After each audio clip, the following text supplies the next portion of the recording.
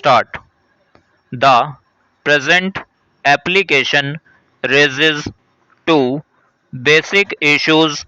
First, whether the arbitration in the present case would be an international commercial arbitrator or not. Stop. In case it is not, then this court cannot deal with the application under section 11 within bracket 6. Read with section 11 within bracket 12 within bracket a of the Arbitration and Conciliation Act 1996. Stop. The second issue is whether a case is made out for exercise of power by the court to make an appointment of an arbitrator. Stop para. It is not disputed by the respondent that it was a requisite condition to declare a lead member of the consortium, and that by aforesaid declaration the applicant number 1 was shown to be the lead member of the consortium. Stop. The reliance is, however, placed by the respondent on clause 9 of the consortium agreement, by virtue of which both the applicants would be jointly and severally responsible for the execution of the project. Stop. It is clear that the declaration shows that the applicant number 1 was accepted to be the lead member of the consortium. Stop. Even if the liability of both the applicants was stated in clause 9 to be joint and several, that by itself would not change the status of the applicant number 1 to be the lead member. Stop. We shall therefore proceed on the premise that applicant number 1 is the lead member of the consortium. Stop para. We thus have two categories of cases. Stop. The first, similar to the one dealt with in TRF Limited, where the managing director himself is named as an arbitrator with an additional power to appoint any other person as an arbitrator. Stop. In the second category, the managing director is not to act as an arbitrator himself, but is empowered or authorized to appoint any other person of his choice or discretion as an arbitrator.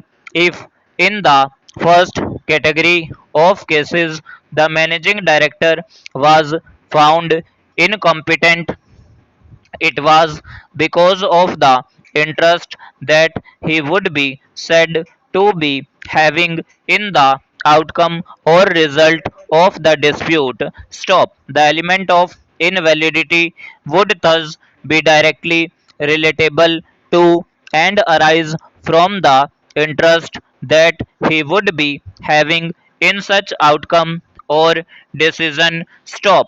If that be the test, similar invalidity would always arise and spring even in the second category of cases. Stop. If the interest that he has in the outcome of the dispute is taken to be the basis for the possibility of bias, it will always be present irrespective of whether the matter stands under the first or second category of cases. Stop. We are conscious that if such deduction is drawn from the decision of this court in TRF Limited, all cases having clauses similar to that with which we are presently concerned, a party to the agreement would be disentitled to make any appointment of an arbitrator on its own and it would always be available to argue that a party or an official or an authority having interest in the dispute would be disentitled to make appointment of an arbitrator. Stop para.